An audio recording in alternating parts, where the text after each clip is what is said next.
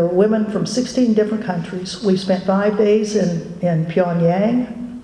We had a peace conference with 250 North Korean women, specially selected by the government of North Korea, because nothing's done there without the government's knowledge. There's no doubt about that. But to hear the stories that they tell about the visceral, historical memory of what happened to them in the Korean War, where the policy of the United States was to obliterate the northern part of the Korean Peninsula. I mean, and that's in the textbooks. That is there. That was what the United States intended to do, and we did it. We did it. We obliterated North Korea. So trying to get peace on the Korean Peninsula, which is what actually the North Koreans call for every year, a peace treaty. Trying to get the United States, South Korea, and the UN to work on a peace treaty so that maybe the tensions on the Korean Peninsula could be reduced. That's something we can work on. If we look to the other part of the world, if we look at the other part of the world where there are great tensions right now with Russia, and we look at the largest NATO-US exercises that have been held in the history of the world, which were this last summer in Poland, Romania, and the Baltic countries, the largest exercises the US has ever had. Could that be a reason why the Russian government has had exercises on its side of the border? Well, there were 15 of us that went to Russia in the middle of the summer, because the rhetoric that's been going, 5 more minutes. Okay, we can do this in 5 minutes.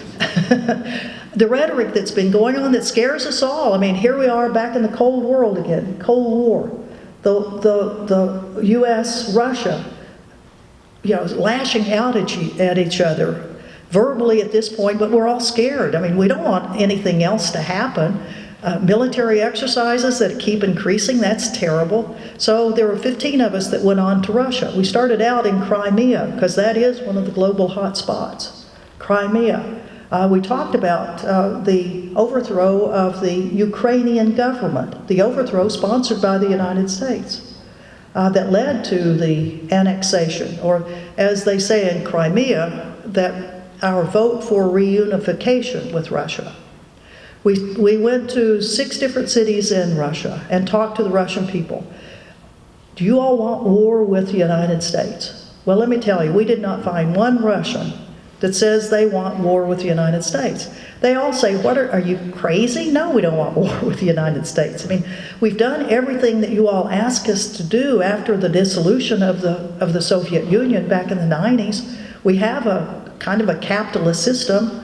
We've got autocrats who are now in prison. You all have many of the people that stole our national industries, and they now live in the United States as billionaires. I mean, we've done everything you wanted us to. We don't have nearly the weapons that you have. We may have as many nuclear weapons, but the rest of the military arsenal we don't have. We don't want to have war with you all.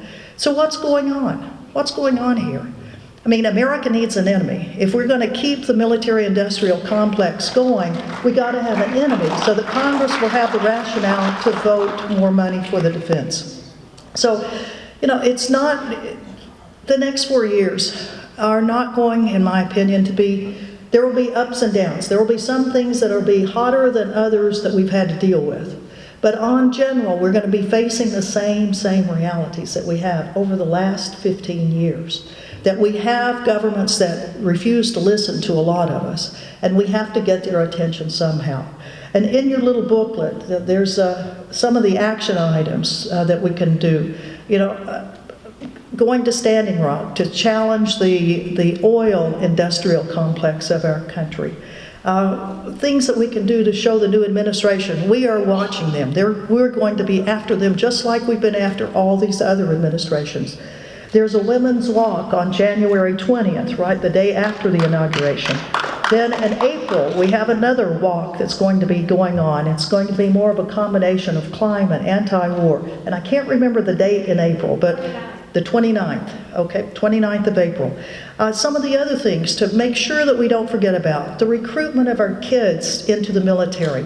In high school, the junior ROTC programs that are going on.